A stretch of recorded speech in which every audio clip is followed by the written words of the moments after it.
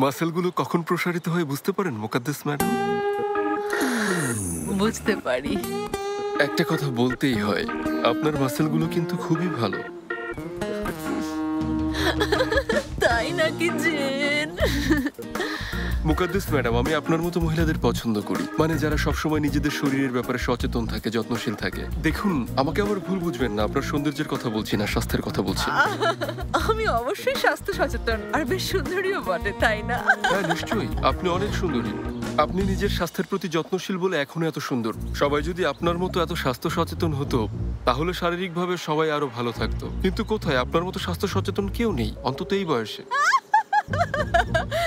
Gen gen থামুন এবার please, আর প্রশংসা করতে হবে না। আমি নিজের মতো থাকতে পছন্দ করি। আপনাকে আমার ব্যাপারে আরো সচেতন হতে হবে জেন। চলুন আরো ব্যায়াম করি।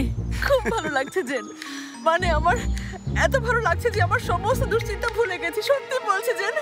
চলুন জেন, আমরা আবার শুরু করি। হ্যাঁ চলুন। দুপা সোজা করে আস্তে আস্তে মাথার দিকে নেবেন। আচ্ছা। আমি ধীরে ধীরে বাঁকা করছি। 1 2 3। আরেকটু পারবো? আরেকটু নিন। এই তো হয়ে যাচ্ছে। হ্যাঁ পারছি।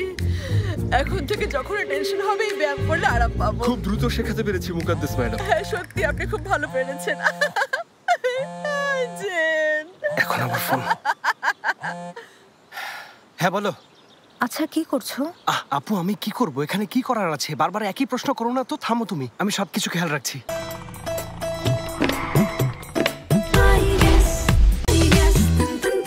এত চিন্তা করো না, সব ঠিক আছে। আমার সাথে রাগ দেখাচ্ছ? আমি কেন রাগ দেখাবো? বললাম তো কোনো সমস্যা নেই, চিন্তা করার কিছু নেই, সব ঠিক আছে। সেলিম ভেতরে আছে, ভালো আছে, ভয় নেই। ভয় নেই, চিন্তা করো না, ঠিক আছে? তোমার জন্য বলাটা খুব সহজ হয়তো। ওরহান তুমি ওর মা হলে বুঝতে। এর মানে কি? এসব কি বলছো? এবার আমাকে বলো তো, মুকাদ্দেস আন্টি কি এখন সেলিমের পাশে? না নেই, উনি পাশে নেই। উনি ব্যায়াম শিখছেন ওনার ট্রেনারের কাছে। আচ্ছা মনোযোগ দিয়ে শোনো, যদি খারাপ কিছু হয়ে থাকে। আপু প্লিজ তুমি শান্ত হও। ওর যদি কিছু হয়েই থাকে আমি সাথে সাথেই বাড়ির ভেতরে ঢুকবো, তারপর সেলিমকে কোলে নেব।